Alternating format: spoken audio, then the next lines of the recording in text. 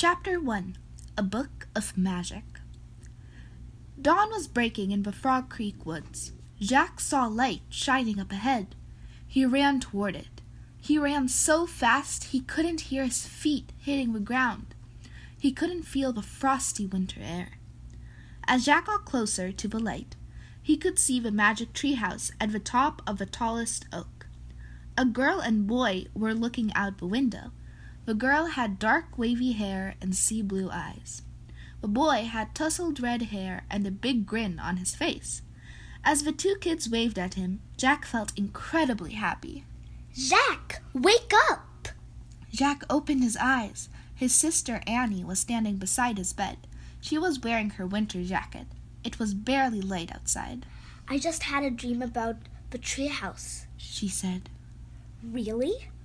Jack said sleepily. I dreamed we were running through the woods at dawn, said Annie.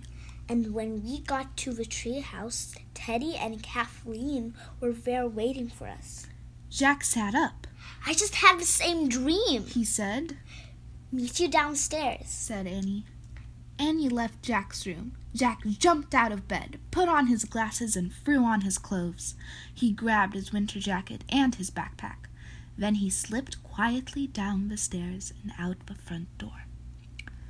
Annie was waiting on the porch. The February air was chilly. Frost sparkled in the grass as the sun rose over the Frog Creek woods. Ready? asked Annie. Jack nodded and zipped his jacket without another word. He and Annie hurried up their street and headed into the woods. They ran through the long shadows of early morning, between the bare winter trees. Then they stopped. The treehouse was back, just as Jack had seen it in his dream. It was high in the tallest oak tree, shining in the cold morning light. Wow, breathed Jack. Dreams can come true. Yep, said Annie. Teddy, Kathleen! No one answered. I guess only part of this dream came true, Annie said sadly. She grabbed the rope ladder and started up. Jack followed. Annie climbed into the treehouse. Oh, wow, she said. What is it? said Jack. They're here, said Annie in a loud whisper. Jack climbed in behind her. Their friends Teddy and Kathleen, apprentices to Morgan Le Fay, were sitting under the treehouse window, wrapped in heavy woolen cloaks. They were both fast asleep. Hey, sleepyheads, said Annie. Wake up! Kathleen blinked and yawned. Teddy rubbed his eyes when he saw Jack and Annie. He gave them a wide grin and leapt to his feet. Hello, he said. Hello, cried Annie. She threw her arms around Teddy. We both dreamed you were here. Ah, then our magic worked, said Teddy. Kathleen suggested we send dreams to you, let you know that we're here. And it seems our magic sent us to dreamland as well. But now we are all awake, said Kathleen. And I am very glad to see you. She stood up, drawing her cloak around her. Her blue eyes sparkled like seawater in the dawn light. I'm glad to see you too, Jack said shyly.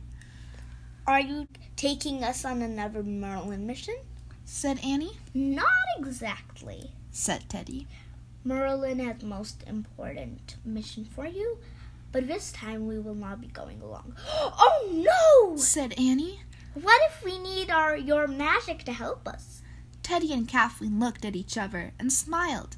Then Kathleen turned back to Jack and Annie. Morgan thinks you may be ready to use magic on your own, she said. Really? said Jack. Yes, said Teddy.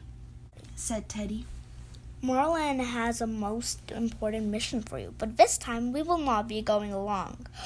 Oh no! said Annie. What if we need your magic to help us? Teddy and Kathleen looked at each other and smiled. Then Kathleen turned back to Jack and Annie. Morgan thinks you may be ready to use magic on your own, she said. Really? said Jack. Yes, said Teddy. But Merlin is very cautious about sharing magic powers with mortals, even with two as worthy as you. He is also wary of magic being used outside the realm of Camelot. Nevertheless, Morgan has convinced Merlin to let you prove yourselves. You will be tested on 4 missions. But we don't know any magic, said Jack. Remember what I told you on your last adventure? Said Teddy. If we all work together, anything is possible, said Annie. But you just said you weren't coming with us. That is true, said Kathleen. And that is why we bring you this. She reached into a pocket of her cloak and pulled out a small handmade book. She gave the book to Annie. The cover of the book was made of rough brown paper. Written on it in neat, simple handwriting was the title, 10 Magic Rhymes for Annie and Jack from Teddy and Kathleen. You made this for us? Said Annie. Yes, said Kathleen. 1 line of each rhyme is in Teddy's language, and 1 is in mine, the language of the seal people. Annie opened a book to the table of contents. She and Jack skimmed the list of rhymes, and Jack read some of the entries aloud. Fly through the air, make metal soft, turn into ducks. Annie giggled. These are so cool, she said. Let's all turn into ducks. Not now, said Kathleen. You must use these rhymes very sparingly.